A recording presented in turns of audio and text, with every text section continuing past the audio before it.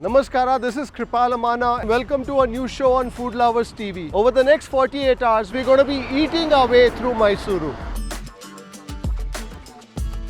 As a destination, Mysuru has always held an allure for travelers. For its majestic charm steeped in royal heritage and architecture, proud traditions and age-old disciplines that have brought the world here. There is much to do here, be it taking in the sights, visiting its bustling markets, and of course savouring its food. More recently, with the advent of the expressway connecting Bengaluru to Mysuru that has made getting here a breeze, there's plenty of transformation happening all around. In the food space, there are the institutions of yore, but alongside you also have the birth of a new breed of restaurants and cafes. Over the next 48 hours, I'm going to explore both the old and the new to give you an insight into what to taste on your next visit here. My first stop in Mysuru is a culinary institution that goes back to the early 80s. This Andhra restaurant, located in Mysuru's Gandhi Square, has been a constant fixture on the city's dining scene. Popular with locals and visitors who alight at the nearby bus stand and don't leave Mysuru without tasting a portion or two of the biryani and vegetarian meals served on a banana leaf at RRR. I'm looking forward to tasting the biryani. It's been a while. I was there to meet second generation owner Mr. Ravindra and also share a meal with him. When I came here the first time, I couldn't meet you. Yes, about 5 years back. 5 years ago, but I'm glad to be meeting you now.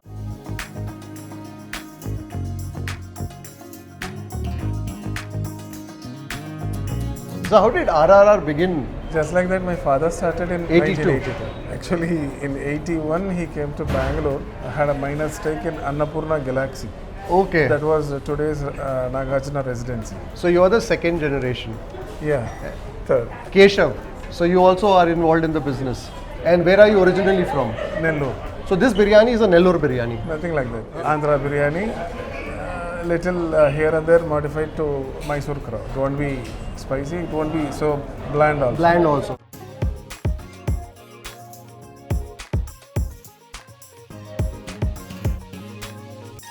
So you began 42 years ago with the same menu. So there are two biryanis, also a veg biryani. Vegetarian, we have only meals. So people used to complain about we don't have biryani and vegetarian. So therefore you added a veg biryani. And that too only for the lunch.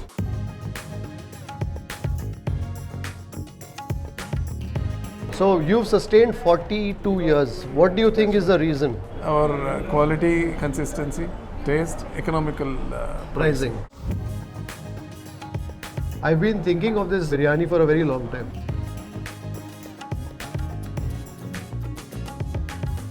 So name the favorite, what is your favorite? Mutton biryani, mutton fry, chili chicken. You know what I love about this biryani is that you can just enjoy the rice. Even if, let's say, Mr. Ravindra were not to serve me this piece of meat. Also, rice nali flavor is there. Allah? Exactly. The rice has all the flavor that you need. The other thing that I noticed also in your biryani here, the tomatoes are quite apparent. Yes. And even the onion. That meat is nice and soft. So here the chicken is cooked first and then the rice goes in, right? I think this is a biryani where you have to enjoy the rice and the meat together. That chicken needs to draw a little bit of that spice from the rice. Along with the rice. I'm quite curious to taste what this chicken 64 is like.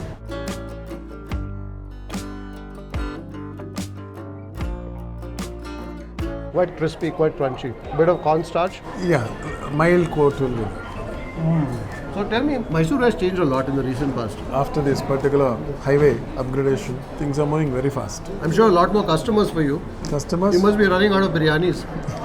How many vessels of this biryani do you make? for lunch and dinner, it will be around 20-24 vessels. 24 vessels. And a vessel is how many kilos? 10 kilos of meat and 7.5 kgs of rice. Basmati rice. So the regular weekday it's about 24 of these vessels. Yeah, 20 to 24. I'm saying the maximum is 24. Around 20. Weekend? We can another 8 to 10 vessels will add. And this you're seeing more in the last 2 or 3 years. So is it good for Mysuru? Exactly. Yeah. We are growing now. This 64 is an old recipe? Same old thing. We don't have 65 since then. Oh, I love it. The slight caramelized sweetness that you taste in that onion.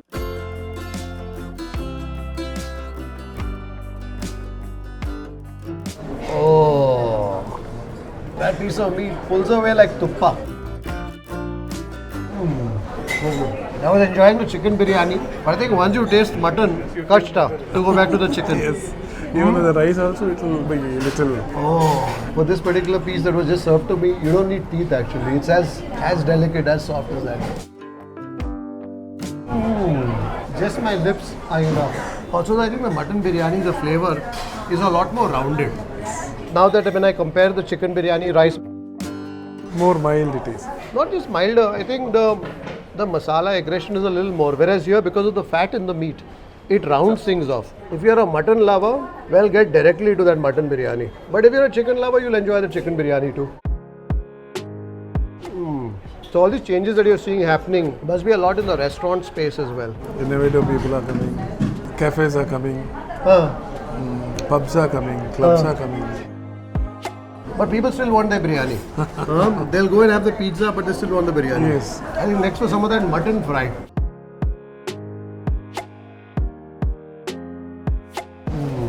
I'm tasting the flavor of the hard spices in this. Onion base for this. Onions. And some cashew too. Oh, I got a piece of kidney. I'm not complaining. Since we don't buy those things, as in the carcass, little things will come. Yeah. They'll, Well, they don't serve you the spare parts. That's what Mr. Ravindran is telling me softly. But a customer like me won't mind it in the least.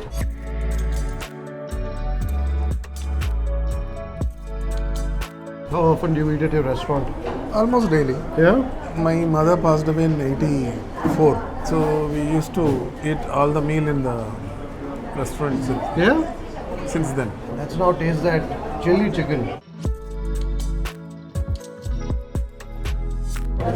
Not very spicy. In every city, when there's change that happens, there's also the good and the bad. Huh? Yes, we are seeing traffic jams On weekends. in the weekends. Usually we don't have those kind of things. I guess for the young generation, Mysuru has become more exciting now. They haven't.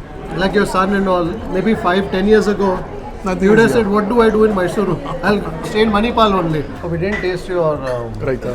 raita. We are so engrossed in the biryani and that mutton fry. Thank you. There's a lot of pepper that also goes into your mutton fry. My tongue is suddenly tingling with that pepper in that mutton fry, and therefore I certainly needed some of that salad, the raita, the mysooru bhaji. So why are Andhra biryani so popular? Food itself says how light it is on your stomach. So biryani you can eat every day. Yes. Were you doing that at one point? Long time I did.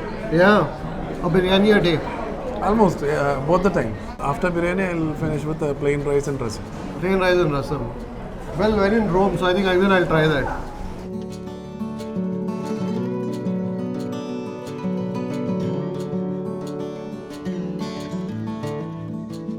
I think this rasam will also help wash all that biryani down. Ideally, I would have liked to leave with the taste of the biryani lingering in my mouth, but this time the annam and the rasam. Good flavor of the cumin. The tomato, I think, is something that I see even in the biryani and Everything. yeah. I think the tomato also then I think ensures that it's not too spicy. Substitute. It pulls things down, pulls the spice levels down. From regional cuisine, let's now move to culinary influences from a different continent altogether. European-style bakeries are the rage in Mysuru, and one of the earliest to introduce this genre of bread making and patisserie was Dina Weber, a young hospitality professional who moved from Germany to Mysuru. She set up a small baking operation in an apartment in 2020, and since then SAPA has found a larger home in an old world garden bungalow. The menu too has evolved, encompassing a range of savouries in addition to their much-loved bakes and desserts. So this is the new bakery, 80-year-old building that we renovated. We try to keep all the art deco charm integrated into it in the design. So a lot of the round edges that you see, we integrated that in the counter design, in the window towards the kitchen also. Bread baking is here. Then we have our oven room here and the hot kitchen. This is hot. This is the oven room. This is almost like a little industry of sorts now. I had no idea. And we keep growing step by step. Never like, oh, in 5 years I have to be here. it's okay, no, what do we need? We need a bigger oven, or we need a bigger fridge, or we need more space. Everybody gets enough time to adapt. The team, the customers, Okay. the product, everything changes together in a way, right? Which is a good thing. Wonderful. I can smell the aroma of something baking in one of these ovens Yeah. there. Huh? You began with sourdough. Sourdough and some of the cinnamon buns, cardamom buns. Then we slowly started to do also pastry because I felt like sweets work well and nice pastry that is fresh, made on the day. Then we only had 2 days a week where we would sell, Thursdays and Saturdays, and you had to pre-order most. This was 4 years ago. Yeah, the first place. The first place. So I would post the menu on Monday. Okay. Then on Thursday and on Saturday you could come and pick up stuff. Ah, okay. And then I felt like, oh, but people would like to sit and have a coffee and enjoy themselves. And then I thought we can have a few tables in another location maybe. Correct. And serve some small easy drinks to go with it. And you Okay. can sit, read a book. And then 2 weeks after we opened, it was locked down. So I was like, oh, great timing. And then I went back to baking on my own, delivering, pre-orders. Then after the first lockdown, suddenly I feel like Indians were really happy to explore what was in their backyard. People like you also helped with that, I think, to say there's so much to explore in the country. And then it was just packed after the first lockdown. For something that began as a germ of an idea to take orders and deliver only twice a week, Yeah. you've come a long way. Yes, all of us Fantastic. have come along. So that's the savory kitchen here. Pastas, sandwiches, starters, salads.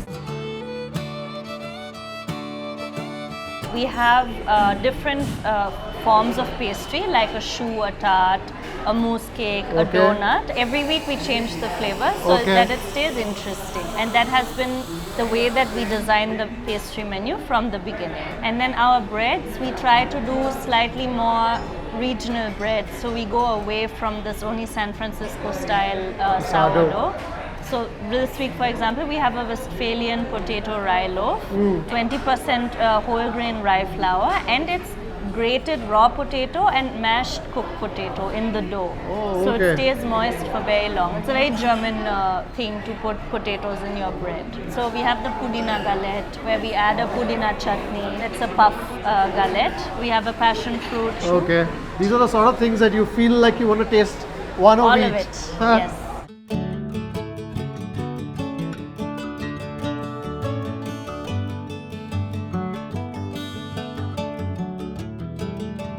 What does SAPA stand for, by the way? The initials for sourdough and patisserie in German. Baking that we do are slow and long fermented doughs. So whether that's a sourdough or a pretzel or a donut or a croissant, it applies to all of them.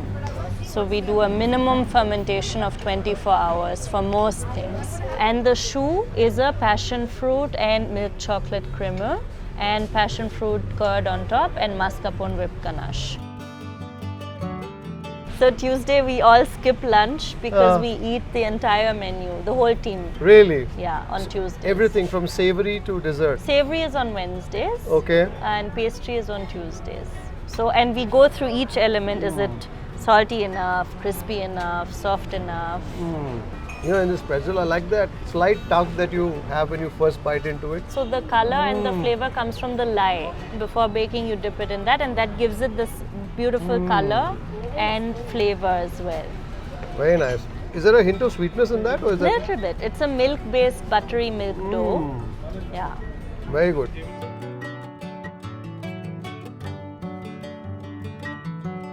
Oh, I love that wall. We add just a little bit of milk powder in the dough. In the croissant dough. Yeah. So it gives a nice caramelization on the outside. Okay. And also just a touch of that milky caramelized sweetness, just for the crust. Can't wait. Just nice and rich and buttery, and there's just a little smear of the chocolate at the bottom. Yes. Just to break. Not too much. Not too much, right? So it's not too heavy also.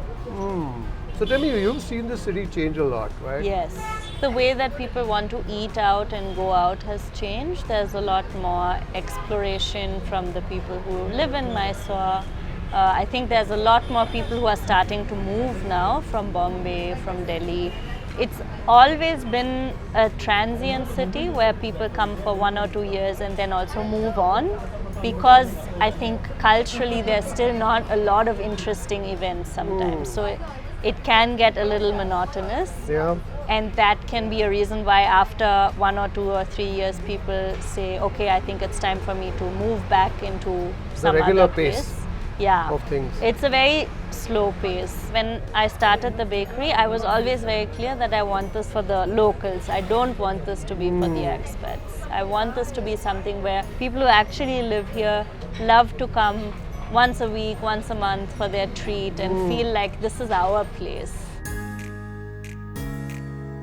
It's a banoffee donut, so it's a banana, milk chocolate and caramel ganache. Ah. We play around with our fillings. We are also very proud of our brioche dough.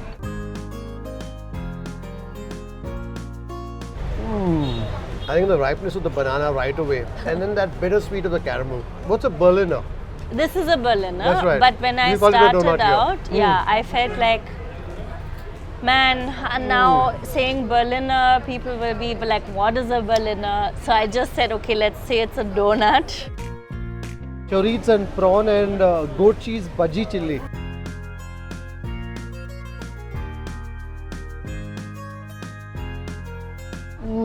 So of course it's got the slightly spicy, smoky bite of the sausage without too much of the fat.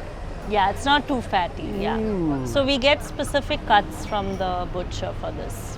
I can also taste somewhere in there some vinegar. What is This that? is our pulled pork ciabatta with hand-cut fries, our most loved savory dish. Yeah? So we cure it in the spices and then we smoke it.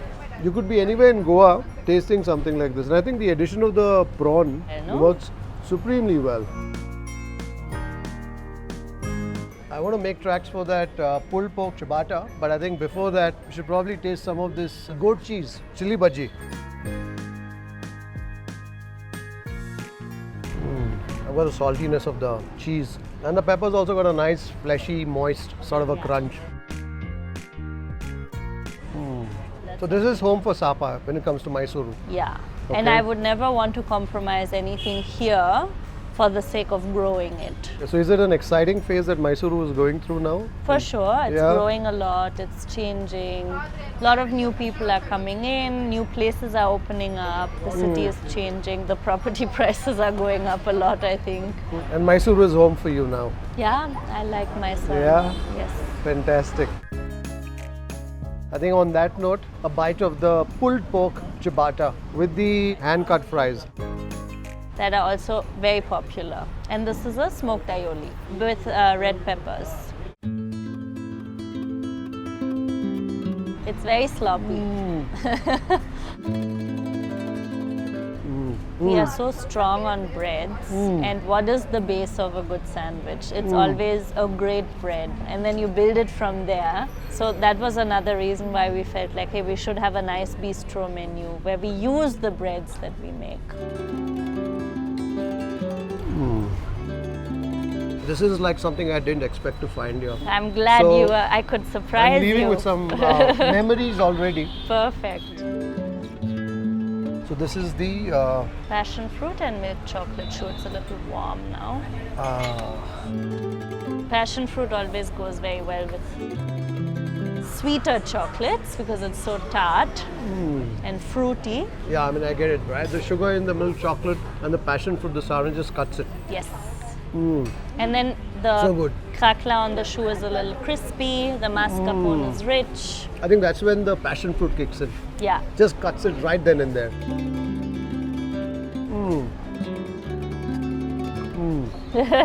You know what I mean? Yes. Super.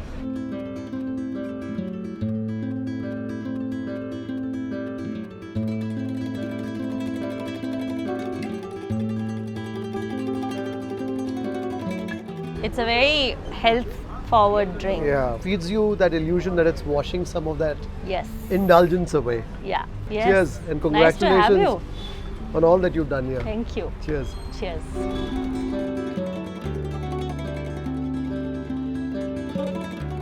Next, it was time to taste something as local as it gets. A sweet that drew its name from Mysuru and in turn has served as an ambassador of the city since it was first made in the royal kitchens here. So legend has it that Kakasura Madappa was employed as a cook in the palace and he happened to make a mithai using gram flour, ghee and sugar. And Maharaja Krishnaraja Vadiyar IV named it the Mysore Pak, and the rest is history. Now Guru Sweets is run by the 5th generation of Kakasura Madappa. Whilst you get plenty of Mysore Pak everywhere, it is special to taste the Mysore Pak at its source. And joining me was Sia, a young Mysorean whom I had met a couple of years ago on an outing conducted by a tour company, Gully Tours. It's been like what, 3 years? 2 years. Time flies. What happened to this store? Since today's Tuesday, it's closed. Okay. Half day, but the store adjacent to it is open. So we just opened a new branch last year, like an extension of sorts. Oh, so this is a very different Guru Sweets from the Guru Sweets that we hung out the last time around. So we should taste both the Mysore Pak, the hard Mysore Pak and also the Tuppa Mysore Pak. Oh, there's also a bunch of other Mysore Pak now, huh? Yes, they have this cashew one and badam one. Hard Mysore Pak kodi, badam Mysore Pak kuda ide, try madana. What's your name? Sumek. Nice to meet you, Sumek. So this is the badam Mysore Pak. So there's what, almonds in this? Yes, blended. And this is the Katum Kutum Mysore Pak, the Vanaspati one. Give me one which is the Tuppa the Mysore Pak.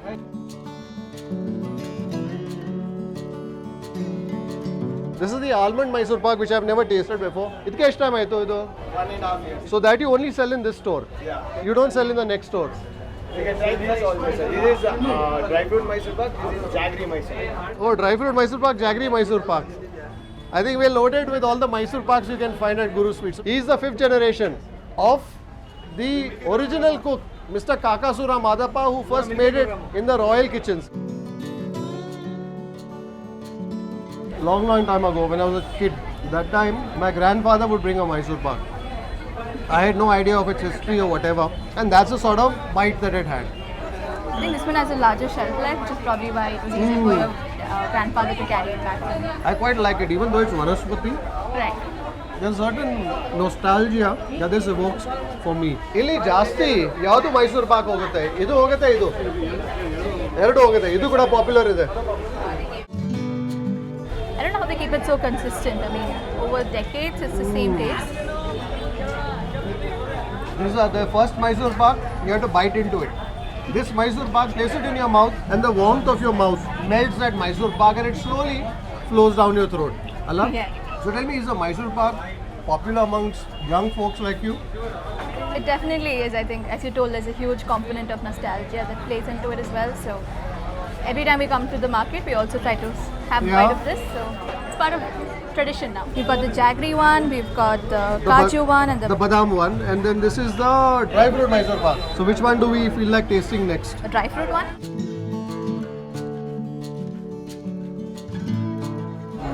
I'm tasting the Tuppa Mysore Pak, but I'm also tasting the fig. Somewhere I'm tasting a bit of tutti frutti, some cashew, godambi in that somewhere.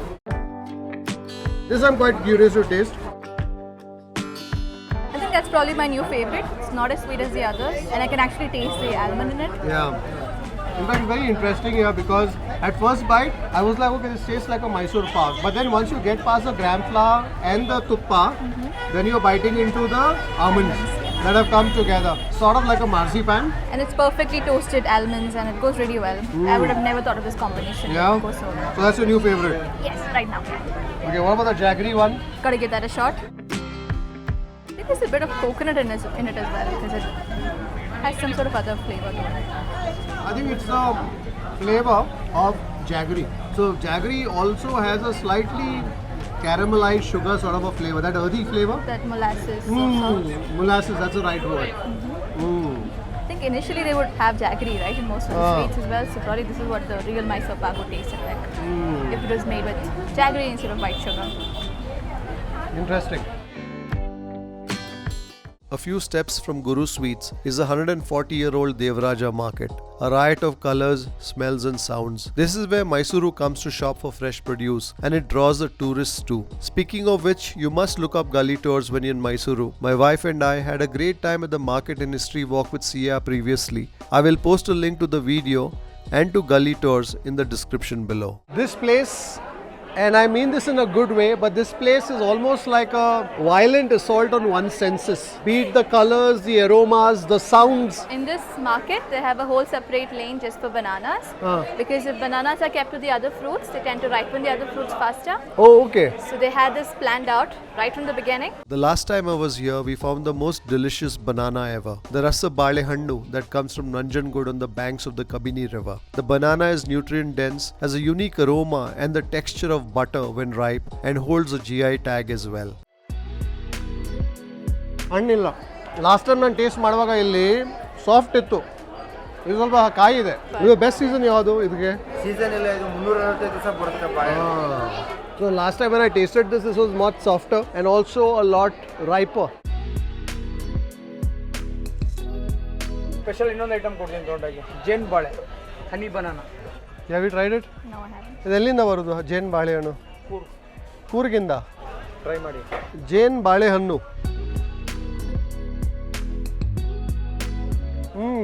Very soft. I have not tasted this before. ಏನು variety ಏನು ಕರೆದಿರ ಇದಕ್ಕೆ? ನೇಂದ್ರ ಬಾಳೆ.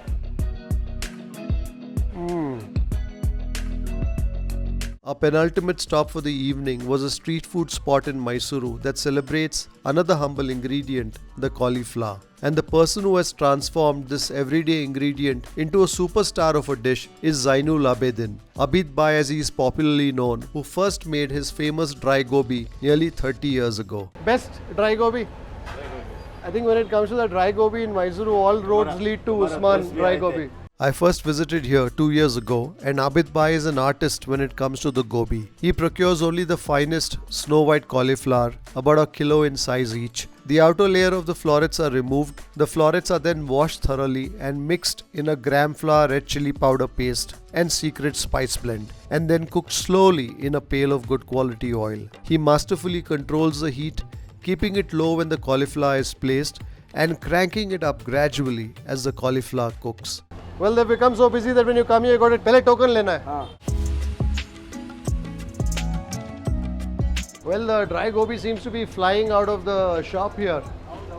Barely had they finished cooking the dry gobi, there was a crowd gathered here, and now as they get the dry gobi, the crowd is dispersing, trying to find their corners where they can enjoy the dry gobi in peace.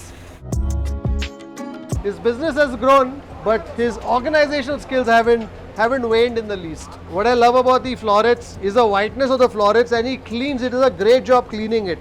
So इसका छिलका भी निकालते हो आप? वही main कम है, छिलका निकलने के बहुत कम है. And that's what results in this snow white gobi. And then that gobi gets tossed in that basin and then masala.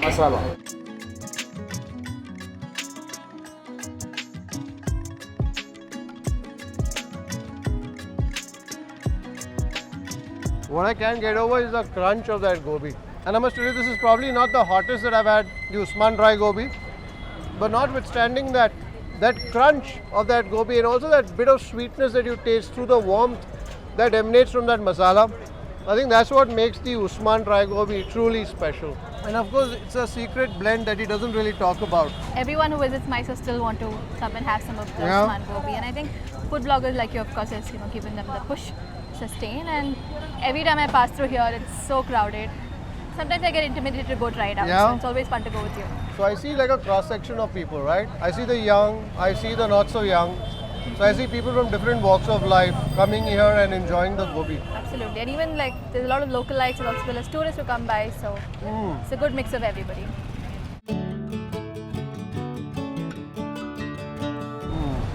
So good. I think Abid Bhai heard me mentioning that the gobi wasn't too hot, so now you got a plate of the hot gobi. Thank you very much. Busy gobi. Usman dry gobi.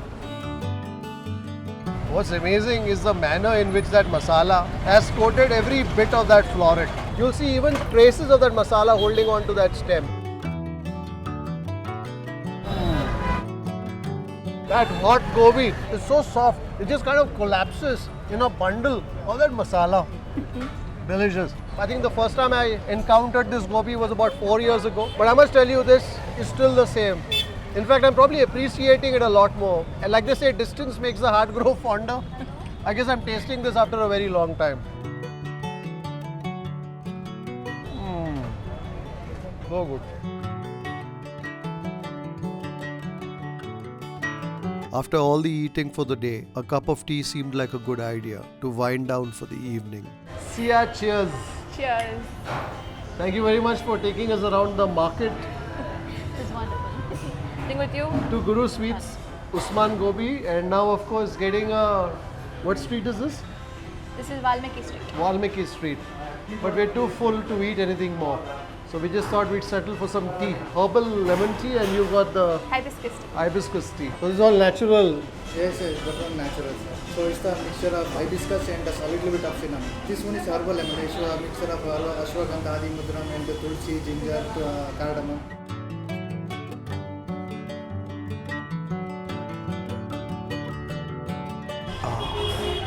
Nice. Nothing that hits the spot like a good cup of tea at the end of a long day. It just kind of takes all your tiredness away. Absolutely. Huh? Wrap up the day in a good note.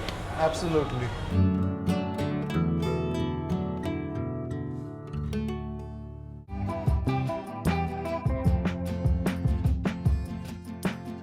And that is the batter, the secret recipe. That's an idli that's really soft.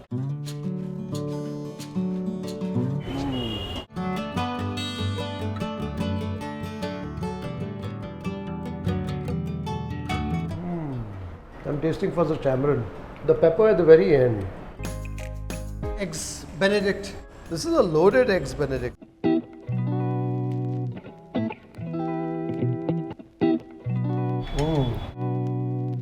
That is my favorite. I can already smell a bit of the fermentation in the air. That's the fruity. You just smell it now. They say that when you look at a city from an elevation, your perspective of the city changes. If you'd like to support the work that we do at Food Lovers TV, do consider joining our membership community on YouTube by hitting the join button below or on the home page, and receive special privileges like behind the scenes footage, shoot updates, access to live Q&As, and a lot more. You could support us on our Patreon page as well.